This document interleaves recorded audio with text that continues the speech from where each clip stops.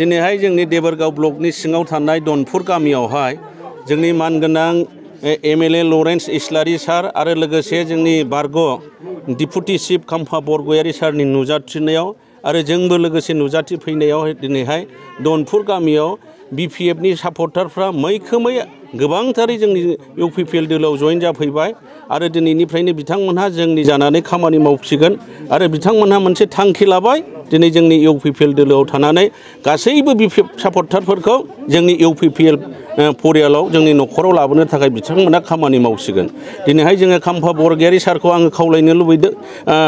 बेबायदिनो धन्यबाद होनो लुबैदों खाम्फा बरगयारि सारखौ बिथाङाबो जोंजों लोगोसे थानानै खामानि मावसिगोन आरो दिनैहाय नोंथांमोननि मिडियानि गेजेरजों आं बुंनो लुबैदों जोंनि हाग्रामा महिलारि सारखौ बिथाङा अननानै देबोरगावआव गेलेयैया मोजां जासिगोन नङाब्ला बिथाङा गावनि मान सन्माना गासिबो नस्थ' जासिगोन बिथाङा जाहाथे मोजां जायगा नागिरनानै बिथाङा गुबुन जायगायाव बिथाङा भट गेलेहैथोंसै नांगौ जायोबा जोंबो हेफाजाब हैगोन मानोना देबोरगाव समस्तियाव बिथाङा देबोरगाव समस्तिनि जानानै जेबो खामानि मावाखिसै थांनाय बोसोरब्रै मानि समाव बिथाङा रायजो राजानि अभाब अभियोगखौ लानानै बिथाङा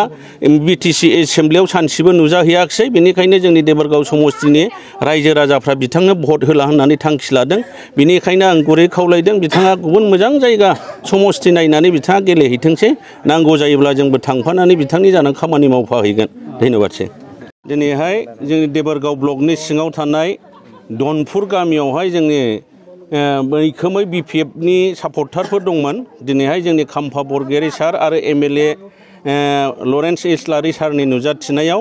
बे मैखोम गामि दनपुर गामिनि बिपिएफ सापर्टारफ्रा दिनैहाय गुगाजोब्बाय आरो जोंनि इउपिपिएल दोलोआव जइन जाबाय आरो दिनैहाय जोङो जोंनि देबोरगाव समस्तिया देरहासिगोन बियो मोनसे रोखा प्रमान जाबाय आरो मोनसे बुंनो लुबैबावदों दिनैहाय जोंनि बे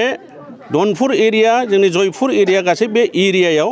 हाग्रामा महिलारिखौ गाहोला होननानै बिथांमोना प्रमान होबाय बुंबाय दा बेनिखायनो जों बुंनो लुबैदों जों देबोरगाव समस्तिया दिनैनो देरहाबाय होननानै जोङो फोसावखानानै लानो हाबाय थेंक इउ